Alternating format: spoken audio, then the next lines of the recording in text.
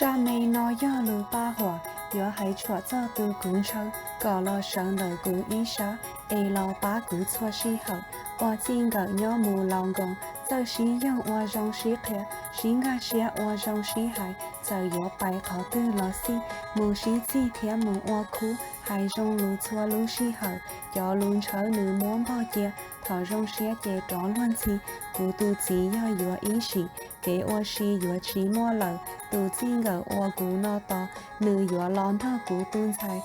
sơ hại khó khẽ cho tu, lũ nên bộ và cụ tao mua, nữ chỉ chúa lọ và cụ rau, nữ to tao thiết chỉ xá cho, giả kinh mò nó xí trả, ín nhon trả lọ nữ trình hữu, thiết trình hữu cụ trao xuống thiết, nữ nhẹ ý bà mà tu, thảo chế sư nữ chín thay cụ, vì nữ bụ ta cụ chỉ khổng, nữ mua lông khâu chúa lọ chế, nhưng chỉ chế dư cụ ý lo, nữ cụ to thiết từ cụ trao, nữ chỉ dân đo lo quảng bia, nữ bó bia chùa hào mê mê, có trong thả bể nhon đo phong hư, do nữ tư cụ họ xé lũ, chế nữ ủ tư lũ xén đế, tua cụ tê chỉ cho cụ chia, nữ chỉ nhẹ kế thả hồn gao, nhưng chỉ sau tù nhỏ xa ú, nữ lũ cụ tí lên xứ.